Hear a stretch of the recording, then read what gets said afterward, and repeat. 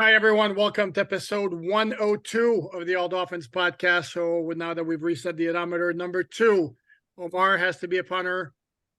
We could have gone with Albert Wilson, but I'm going to go with Brandon Fields, who holds the only Dolphin punter to average 50 yards a season, also holds the 3 highest single season punting averages, also holds the 3 highest single season net punting averages. Although Jake Paley's on pace to break that mark. Did you know that? No, I did not know that. And Jake Bailey barely ever punts. And I've always been head scratching why they just dumped Brandon Fields as quickly and easily as they did. You mean Thomas Morstead? What do you mean? I mean, Brandon Fields was with the Dolphins for like 7 years. Yeah. But when they decide to move on, they decide to move on. Oh, no, they did. What was that? Man, talk about like this way back. Okay. You're the one going in the way back machine. I am going in the way back machine. There's a gentleman at the bottom of the screen who you may have noticed, kind of not an inconspicuous, good friend, Ed Kratz. Ed, how are you, buddy?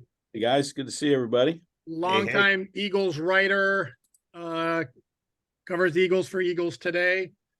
And it's Eagles this week. Not today, but this week. Eagles at 5-1, defending NFC champions. So what do we make of this loss against the Jets on Sunday? Was it just that it was coming because they hadn't necessarily played great? Was this completely a fluke because of 4 turnovers? What's the deal? Well, listen, I think this was a pretty cocky team. To be honest with you, they had this aura of invincibility to them. They just thought they could roll out there and, pick up another win no matter how they played. We saw that they hadn't always played their best in the first 5 weeks of the season. I mean, even though they were piling up, 400-plus yard games. They went out there and they got stung by a very good Jets defense that, obviously kept Jalen Hurts on his toes, actually mostly throwing off his back foot. They hit him on the arm with 1 interception. He was not good. And frankly, the Eagles dominated this game statistically, but that doesn't matter. What matters is the score. It was 20-14. The Jets took the lead with 1:46 to go in the game for the first time after a terrible interception from Hurts. 3 picks. MetLife Stadium is a bit of a house of horrors for Jalen Hurts. He threw 3 picks against the Giants 2 years ago in a 13-7 loss, and he threw 3 against the Jets. He probably should have thrown 4 or 5, to be perfectly honest. He just let me interrupt real quick, Ed. Let me interrupt real quick. Is it possible that the Eagles were looking past the Jets to the Sunday night showdown against the Dolphins? Come on, we don't have to go there.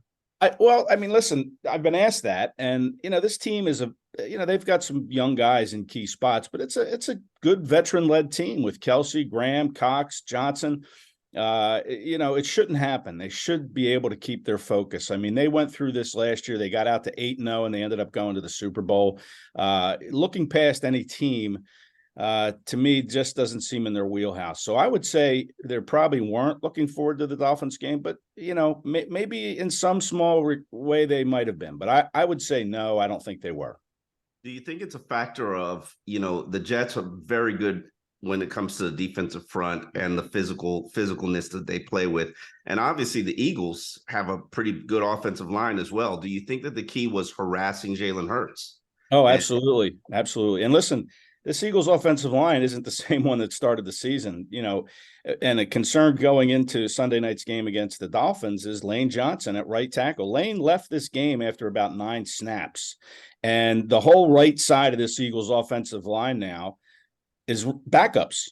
Cam Jurgens, the starting right guard to start the season, is on IR for another 2 games at least. Now Lane Johnson has some ankle injury that we don't know if he's going to answer the bell on Sunday night. We all know Lane Johnson is a tough dude. He played through a torn groin last year in the playoffs. They got to the Super Bowl with him. So he's going to do everything he can to play. But the Eagles also understand, look, we're only in week 7 here. This is a marathon season. This isn't a sprint. We're going to err on the side of caution if we need to do that. But the Eagles aren't the same team without Lane in there. They're 10-22 when he doesn't start a game since 2016. Wow. And that tells you all you need to know about this guy, former 4th overall pick in 2013. I mean, he is really the glue. I mean, you could say Jason Kelsey. I mean, he's also the glue. I mean, you're right, Omar. It's a great offensive line, but it's not the same line. It's two backups on the right side of the line, probably for Sunday night. So And write that down. Attack the right side of the line. Jalen Okay. Phillips, do your thing. And how much of a big deal is going to be made in Philadelphia of the Jalen Hurts Tua Tagovailoa matchup? Even though I know it's Tua against the Eagles defense and Hurts against the Dolphins defense, but it's the two former Alabama teammates on the field. Yeah, that's a good question. I would say, it's a great storyline. So yeah, it'll probably be played up. At least from my end, I'll write about it. I'm sure you guys will write about it. But yeah, I mean, that's an interesting matchup. We all know what happened at Alabama when Hurts was the starter, got benched, Tua came in, and then Tua got hurt and Hurts came in. So I mean, there's a long history here with these two quarterbacks being together. And yeah, I imagine it'll be a pretty big storyline. They seem to be good friends, but then when you basically beat another guy out and he leaves and transfers and goes on and has a successful career as well, I wonder if there's some deep-seated animosity down there somewhere. Well, maybe you can pull that out of Tua, but you will never get that out of Jalen Hurts, man. That guy is buttoned down to the hilt. That guy doesn't give you anything except T-shirt slogans. I mean, that's basically his modus operandi. I mean, he doesn't tell you anything. So, he'll be asked that, but he's not going to say anything about that. So it was interesting when Carson Wentz was here. Wentz did mention it's hard not to be jealous when you see Nick Foles come in there to win a Super Bowl. And this is, ancient history, but he did admit to some jealousy watching Foles win that Super Bowl. Jalen Hurts will never do that. He'll never say, yeah, Tua, I've had enough of Tua. He took my job and I'm bitter about it. No, he'll never say that. He won't even come anywhere close to saying that. No, Tua's going to play nice also. Ed, we got to point out that a couple of weeks back, actually in week 2, Tom Curran out of Boston made a lot of friends among Dolphin fans when he proclaimed that Mac Jones was better than this former Alabama counterpart. Tua, are you ready to say the same thing about Jalen Hurts? Tua better than Jalen? No, Jalen better than Tua. Better than Tua. Yeah, listen, I mean, I don't know. It's not just one guy, right? It's about the weapons around him, I think, and an offensive line. Oh boy, you're from the Poupard School of Football over here. Well, I mean, I'm just saying, like, Mac Jones has nothing around him. That receiving core is a disaster in New England. And, you look at Jalen Hurts, he's got A.J. Brown and Devontae Smith and Dallas Goedert and DeAndre Swift in the backfield. And the Tua has, obviously Waddle, Hill, probably the best receiver in the game, Tyreek Hill. He's got, Devin Arshane when he's healthy. Now Raheem Mostert comes out and pops 100 last week. He's got weapons too. So, I'm not ready to say Jalen's better than Tua, and I'm not ready to say Tua's better than Jalen. I think they're both very, very good quarterbacks who have very, very good weapons around them. And that's a very good diplomatic answer. Well played, my friend. I will point out something too, that you mentioned the New England Patriots wide receivers who are booty cheeks, as Omar and I like to say. And I love the contrast. I'm sure, I don't know if you saw, Omar, if you saw it also, the highlight of Devontae Parker dropping that bomb at the end of the game right before the safety. And his reaction, like, I don't know, what did you see? He basically telling reporters, I don't know what happened. What'd you see? As opposed to Devontae Smith, who had a bad drop in the middle of the field, who basically said to reporters, gotta catch the effing thing. I mean, they talk about one guy taking accountability and the other guy like, I don't know. Well, and you never hear Devontae Smith curse. I was the first time, some guys will drop the F-bomb in the middle of an interview or whatever. And then you edit that out. But that was the first time I heard Devontae curse. He was not happy after that game. He had really 2 costly drops. And, I can't remember. I think I can remember maybe one game where he dropped the pass. I certainly can't remember 2 since he came into the league a couple of years ago. And, of course, he's the reigning Heisman Trophy winner from Alabama a couple of years ago. I don't know how many drops he had there, but that was a very uncharacteristically bad game for Devontae Smith. And you wonder, I mean, A.J. Brown has gotten so much traffic to his side of the field. I mean, 4 straight games now for A.J. over 125 plus yards. And Pickens have been slim for Devontae Smith. And you wonder if maybe, some of that was in his head when the ball came his way. Like, hey, I got to make the most of this opportunity because I don't know when I'm going to get the ball again. And then he overthinks it and drops a pass. But, yeah, he took accountability, no doubt. Yeah. They're still at 1,005 yards for the season, so I think they're doing pretty well. My question for you, Ed, is do they switch sides or are they generally left and right wide receiver? No, they move them around. They move them around a bit for sure. They don't line them up on one side of the field, and they don't do a whole lot of motion, like the Dolphins do. Oh, so they're a basic offense. They're vanilla. I mean, listen, I'm all for the motion, man. Let's see if you can't find something out about a defense pre-snap by moving a guy across the line of scrimmage. But Nick Sirianni says, I don't motion just to motion. There's got to be a purpose to it, and he hasn't seen a lot of purpose because they don't do it a lot.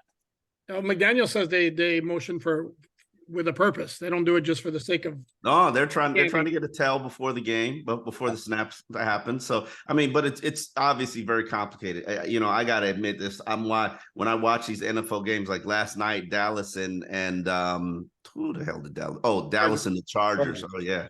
Classic right there. When you watch the Dolphins all season and then you don't see all this motion and eye candy and misdirection and trickery, I'm like watching, I'm like, man, this is some basic offense. This is some vanilla offense.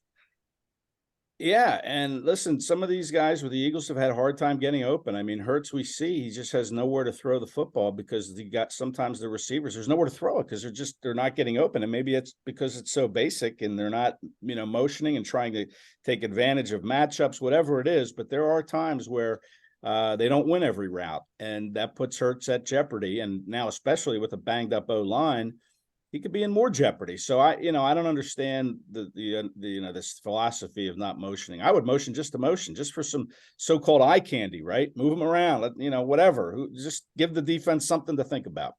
So other side of the ball, I know Jalen Carter missed the game against the Jets. Darius Slay also was out. Are we thinking either one of them might be back? And if not, how do you suppose the Eagles are going to slow down this Dolphin offense? Yeah, I listen. I mean, 6 teams have tried, and only the Bills had a little bit of success slowing this offense down. I mean, it's hard to do. They're number one. The Dolphins are number one in offense, points, everything offensively. The Dolphins are number one, so it's going to be hard to do. You would hope that Carter and Slay can come back because maybe they have a little bit of a chance to at least slow it down. And I think Nick Sirianni said last week that he doesn't believe the injury to Slay, it was a knee injury, is going to be long-term. So I'm expecting him back. Now, Jalen Carter got hurt in practice, hurt an ankle. And I was kind of bummed out, man, because that's the one thing I like about watching this Eagles team is a lot of times I'll just put my binoculars on Jalen Carter and watch him work on that defensive line. And he's fun to watch. I mean, really explosive. He's got a great lateral move, and then he can put his foot in the ground and head upfield quick.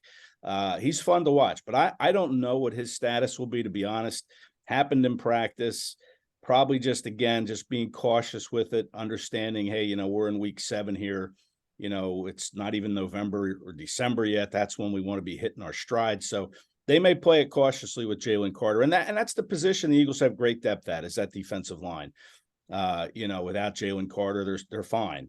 They won a game in LA against the Rams when Fletcher Cox was out with a back injury, and Fletcher Cox hadn't missed a start since 2016. So, I mean, and they still won. So I think it's a position where you don't need Jalen Carter. I would hate to see him not play because, like I said, I love watching a kid play, but I wouldn't be surprised if they are on the side of caution. Slay, on the other hand, they're going to need somebody with his veteran experience against this receiving core of the Dolphins. But do you think big play Slay wants any of that Tyreek Hill when he's not 100%? Let's be real about this now. Well, is the competitor in him going to come out, or is he going to say, I'm not going to put myself out there against the best receiver? Not at my best. Oh no, Slay will go out there. Slay can answer the call. Slay, he's been in this league 10 years, multiple Pro Bowl player. I mean, he's got a lot of confidence, and I have no doubt he'll want to match up against Tyreek Hill. No doubt. I mean, listen, when the Eagles came down to Miami, I guess it was last August for the joint practice, it was about 1,000 degrees, and Slay kind of like twisted an ankle during practice and then came off the field, and that was it for Slay. But then I think maybe in that case, he's like, it's like 1,000 degrees out here. I'm not going to, kill myself. Kind of effort out there.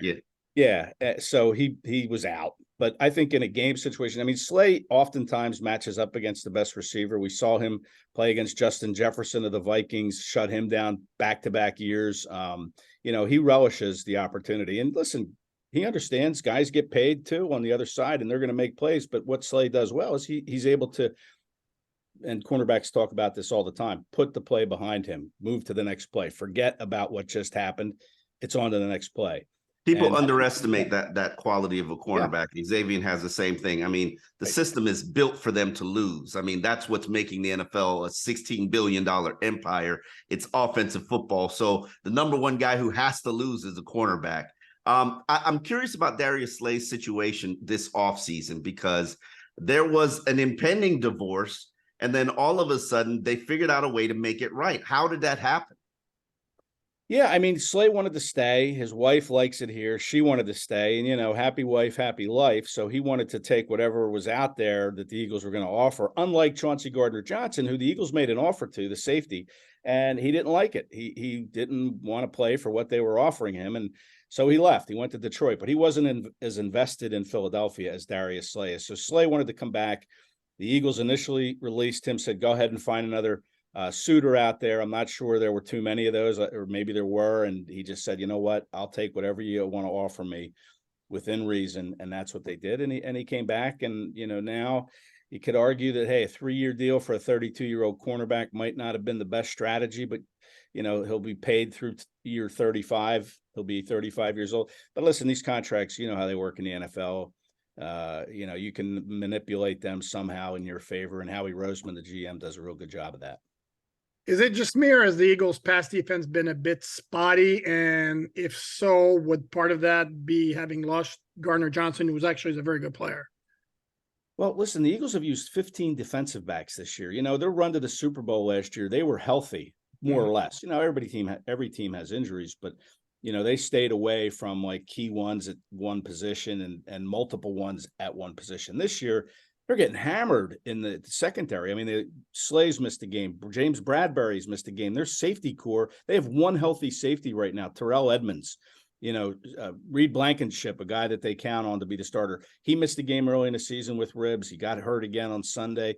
Who knows if he'll play, but they're really, really banged up in the secondary. And I think that's a big reason for it. It's just so many moving parts. They're playing undrafted rookie free agents like Eli Ricks and Josh Jobe and Mario Goodrich, and the list goes on. And then they drafted this kid Keely Ringo out of Georgia. They moved up in the 4th round to get him, a cornerback.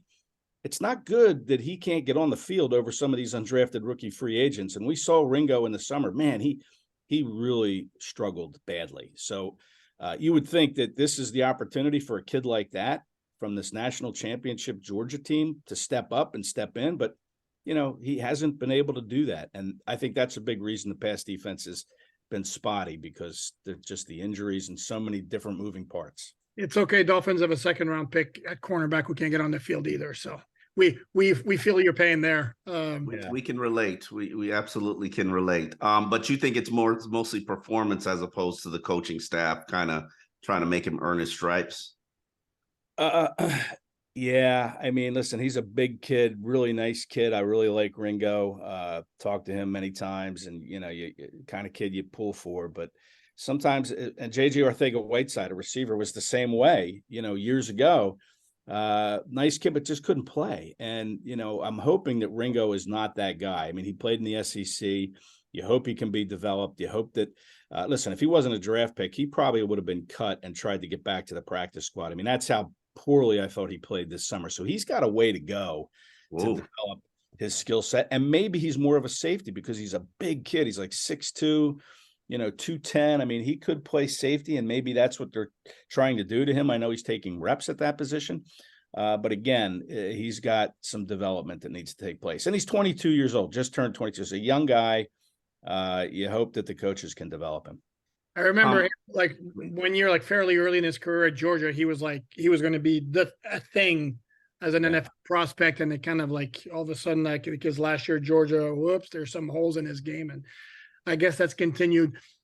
Do we make anything of this matchup, Eagles versus Vic Fangio, considering his stint last year and How would you describe what Fangio did for the Eagles last year, and how maybe the Dolphins can benefit from anything he could provide them in terms of information? Yeah, that's a good point. I mean, it's Tuesday, so I'm still kind of brushing up on the game, and I had sort of forgotten. It slipped my mind a little bit that Fangio was down there as the defensive coordinator. Yeah, I think that's Omar loves him. Omar loves him, by the way. Yeah, I mean, listen, I think he was Was he really the defensive coordinator, though? He was just a defensive consultant. Oh, yeah, not here. No. Oh, No, he wasn't. That was Jonathan Gannon, who people do not like anymore in Philadelphia. Not that I think they ever really did like him, but the way he left on bad terms and all that. But yeah, Fangio for sure. I think that experience that he had with Philadelphia, they hired him as a consultant leading up to the Super Bowl, those 2 weeks. And it was basically to work with the offense too. So he is familiar with the mechanisms of the Eagles offense. And that'll certainly be a question for Nick Sirianni when he talks to us again on Wednesday, is how that could possibly benefit Miami. I think it's a huge benefit that the Dolphins can take advantage of. What with Swift, I've been a fan of his probably going back to the draft process. I thought he could have had a better career with Detroit than he did.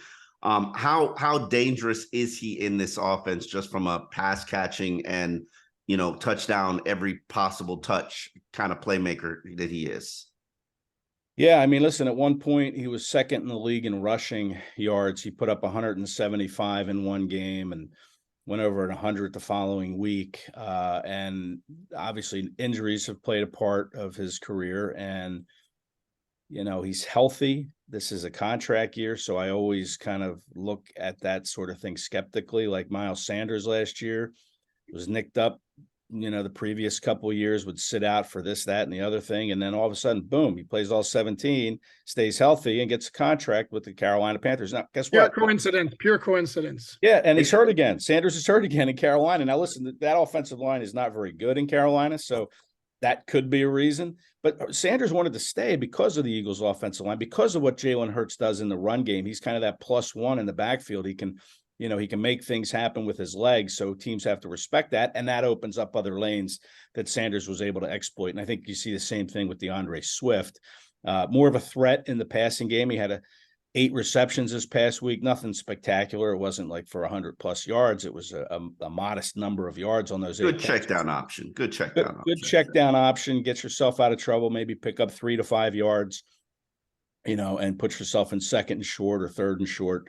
But yeah, he's healthy. Surprise, surprise, as he's looking for a new deal. He's so far so good, but he had a really big fumble against the Jets. One of the 4 Eagle turnovers in that game. On the other side of the 50-yard line, plus territory for the Eagles, he fumbles the ball, just careless with it. But he also had a great touchdown catch, where he pinballed off a couple guys and got into the end zone on a 9-yard throw. So, listen, I think he's very good for this offense. And if he can stay healthy, I'm the Eagles, man. I might re-sign him. I might try to give him a contract extension. I want to go back to Fangio real quick, because that whole story that came out from Schefter after the fact, where supposedly had the situation with Arizona and Jonathan Gannon been handled more smoothly, then Fangio would have been the DC with the Eagles, which to me makes no sense, because Gannon ended up leaving, creating the vacancy. So why would that have anything to do with Fangio not taking the role? We asked Fangio in training camp, and he did the old, Fred Astaire tap dancing around it all over the place. No, he didn't. He said there was some truth to that. Said, well, kind of maybe looking for. He didn't completely deny it, but it's like he didn't. Come on. What can you tell us about that whole situation? It makes no sense to me that how Arizona tampering with Gannon affected the Eagles hiring Fangio as DC. It makes no sense to me. Yeah, listen, it makes no sense to me either. I know the Eagles would have probably liked to have Vic Fangio. They're bringing in guys who use some of Fangio's principles, especially Gannon. And Gannon admitted to talking to Fangio like once a week during the season. Like, everybody thought he was on staff here, and he really wasn't.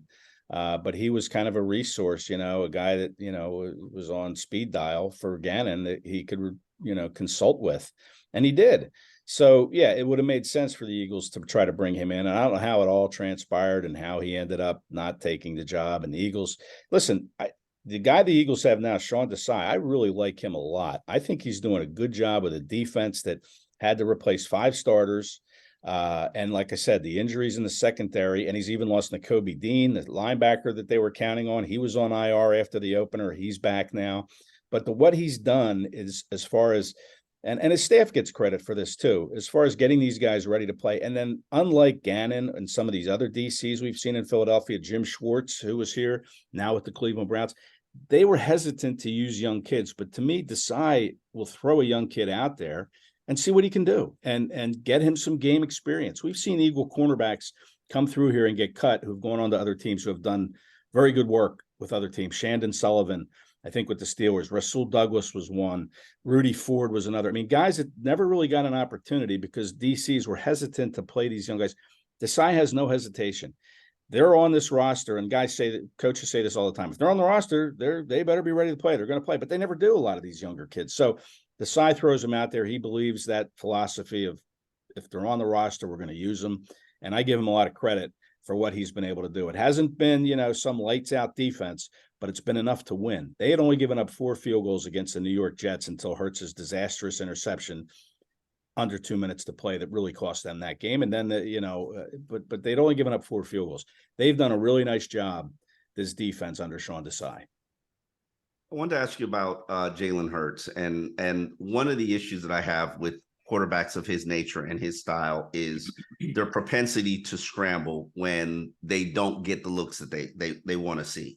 What is his running style? Are these designed runs, or are these improvised runs, or are these panic runs? I would say this year they've been more designed runs to me. And, people were saying, well, the Eagles were winning without any style points. They don't look the same or as sharp. And I think a lot of that had to do with Hurts. I think he's trying to become more of a pocket passer, keeping his eyes downfield a little bit longer, as long as the protection holds up. And we've seen times where it hasn't, where he's had to kind of improvise, but he's still looking to make a play when he gets on the outside of the tackle box. He's still looking downfield, and he's made some plays in that respect. But to me, it looks like he's trying to become more of a pocket passer. He hasn't played all 17 games, since he became a starter 2 years ago. He missed 2 games. His first year starting, missed 2 games last year. So it's very imperative, obviously, for him to play 17 games. And I think that's kind of his goal. And to me, he's trying to become a pocket passer, and there's going to be growing pains with that. And we've seen some of that. That's why the Eagles weren't able to win stylistically, or as pretty as people would like to see, because we're seeing Hurts try to evolve more as a passing quarterback. But he'll run design runs. I mean, we've seen that, where he'll just get the ball and he'll start to, read his blocks and take off around the edge. And I also seen a lot of defenses spy him, trying to take away that run. So, it's been a little bit more of a challenge for him to run, but I think he's trying to evolve as a pocket passer. Can't have an Eagles rider on without asking about the tush push / brotherly shove and all that. Personally, I'm on record as saying I completely hate it. It's so boring. I might as well watch Australian rules football or rugby. You're in Philly, you get to see it, or are forced to see it on a regular basis. Your thoughts on that? Yeah, the Cowboys. I didn't see any of the Cowboys game last night. Everybody's Phillies up here in Philadelphia. The Phillies are on this, another World Series run. So I watched the Phillies. So I didn't watch any of the game, but I saw a clip of the Dallas Cowboys trying the brotherly shove, and they couldn't do it. To me, I think it's a lot of jealousy from other teams because they can't do it. Number one, they stink at it. The Eagles have a great offensive line. Hurts can, the squat 650 pounds, whatever it is. I mean, he's got these strong piston-like legs. So we absolutely cannot do it here. So yeah, I think it's a lot of jealousy, and whether you think it's pretty or not, it doesn't matter. It's a legal play. Yep. It's a play that other teams cannot stop. And why not do it if you're successful at it? I swear to God, if there was a criticism about an offense that's about to set NFL records, it would be the fact that this team cannot convert a 3rd and 2 or 3rd and 1 situation. Without going shotgun and passing the ball. Pretty much. Yeesh. Yeah. But they can't do the tush push. They They don't absolutely have the cannot do quarterback the for tush it. push. A lot I of think teams Tua would can't. take offense to that, but come on, brother. Yeah, I'm sorry. Let's be realistic. Yeah, I mean, listen, I think the Eagles would convert a lot of those short yardage plays, even if they didn't have the push, just because I think they execute it so well. Their O-line is good at getting lower than the defensive line, and Hurts again is able to kind of just keep those legs churning. So I think a lot of it is, I think the Eagles would be fine if they outlawed this play, but I think right now it's just a lot of jealousy from other teams. Like we can't do it. Why are we letting them do it? They have been stopped a couple of times, right? Their record's not perfect on the brotherly shove, correct? That is correct. I know last year I think they got stopped 4 times. They were successful 37 out of 41. Pretty good percentage. So pretty good percentage, but no, it's not infallible. It's not unstoppable. It can be stopped, whether that's the defense doing it or Hurts slipping or something wrong with the execution. I don't know. But yeah, I'd say probably like 9 times out of 10, it's going to work. It is a beautiful play. And if it works, it works. And we've seen Sirianni throw some twists into that where he lines up like that. And then suddenly the back will go in motion. Hurts will take it and pitch it to him. And then he sweeps the edge. And we saw that once last year. I'm surprised they don't do it more often. But it gained like 16 yards, just like lined up. All of a sudden, one of the backs kind of scoots along the line. Hurts takes it and pitches it. And it's a successful play. So something to keep an eye on maybe Sunday night. I don't know. Okay. We didn't see the tush push or the brotherly shove against the Jets at all. There was none of that. But we saw it the week before against the Rams like 6 times, and they pulled it off all 6 times. Like you mentioned, I mean, if it works, it's fine. It's I don't know. It's not very exciting football. I mean, but like Australian rules football. I mean, why not? I've seen it on ESPN at 2 a.m. sometimes when I can't sleep. You put it on, and there's the Australian. It was pretty fun to watch, like a rugby game. I don't mind it. Okay. I mean, I'm not being biased because the Eagles are good at it. I like that little, those little scrums. No, it's an automatic. You get the 3rd and 1. It's an automatic first down, pretty much. Go ahead, Omar. I was going to ask you, Ed, outside of Miami's passing game and the fear of Tyreek Hill, is there one element of this team of the Dolphins that you think would give the Eagles a difficult matchup? Ooh, again, Tuesday here, not a whole lot of time to study, but man, you didn't prep for your appearance on the show, Bed. Come on now. I did a little bit. Yeah, I think that I think the matchup you got to watch too is the secondary. The Dolphins are pretty good in the secondary, and the Eagles, of course, really rely on their receivers with AJ and Devontae. I think the Eagles can run on the Dolphins, and that's something that they could have done against the Jets. But for some reason, they only gave it to the running backs like 14 times. Jalen Hurts dropped back to pass over 50 times in that game. That's ridiculous. Terrible game plan. But when you go into a game like that, you see the Jets, hey, Sauce Gardner's out. They're missing 3 other starters at corner. So, hey, let's attack in the air. And they overdid it. So I think the Jets have a very forceful defensive line as well. Probably only second only to you guys and the 49ers. Yeah, Jets have a good defensive front, but they have a hard time stopping the run. So I don't know why that is, but I think the Eagles are going to try to run the ball, and we'll see how that matchup plays out. The Eagles banged up O-line against this defensive front for Miami. A good matchup. What else do we need to touch on, Omar? I'm trying to think. Eagles. Not that it matters. 30th anniversary. Do you think that this game cutting me off? 30th anniversary of Don Shula's setting the record with his 325th win against the Eagles at the old Veterans Stadium. Ed, you might be old enough to remember that. 1914 game. Scott Mitchell was the starting quarterback because Dan Marino was on IR. He got injured, and Doug Peterson, Jaguars head coach, came in relief. Feels like only yesterday, Alan. Something like that. Go ahead, Omar. No, I was going to say, do you think that this could potentially be a Super Bowl preview? I mean, obviously the Dolphins, 49ers, Eagles. Who else am I leaving off here? Lions, you ready to anoint the Lions? I'm not ready for that yet. But those seem to be the creme de la creme of the NFL this season. Yeah, I think certainly, yeah, it could be a Super Bowl preview. Why not?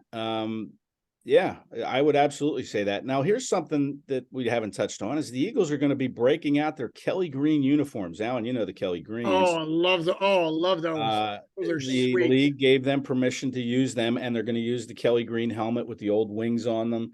So, talk about yesteryear and Don Shula. That's what the Eagles are going to look like with these goofy guys. And listen, I'm not a big uniform guy, but I do not like the Kelly Greens. Are you serious? Oh, I don't, and I don't like the powder blues that the Phillies wear. I mean, come on. I thought we were friends, Ed. Progress. Let's make some progress here. Why are we going back to You don't like the Tampa Bay popsicles? Oh God, no! And the No, I'm not a big fan of the uniform look. And listen, so hey, the Dolphins are going to have to overcome that. I mean, there's going to be a lot. When you look good, you play good, and the Eagles feel like they look good in these Kelly Greens. So we'll see how good they play. No, and the Dolphins do the throwbacks, and you have no idea how many comments we get about when are the Dolphins bringing back their throwbacks permanently. They're doing theirs next Sunday against the Patriots. Same thing in Philly, man. Bring back the Kelly Greens for good. Like, please, let's not. I like those. Sorry, I like those unis. Okay, good. I know what to get you for Christmas, man. It gets you a little throwback jersey now, Alan. Sounds like a plan. What else? I think we've covered pretty much everything, right, Omar? Absolutely. Ed, we appreciate you. How can people find your work? Twitter, Kratze, Kracze. I post everything there, and some very unpopular opinions that people like to attack me for. I'm here for it. So join the club, brother. Join the club. I don't know anything about that at all. I mean, I never get attacked for anything I say whatsoever. Just make sure you say nice things about. Just make sure you say nice things about Tua, okay? Because Tuanon can get on you. Does Hurts have a Hurtsanon? Does he have a rabid fan base? Not like Tua. No, I mean Hurts gets criticized quite a bit in Philadelphia from its fans. Surprisingly, That's because you guys abuse your players.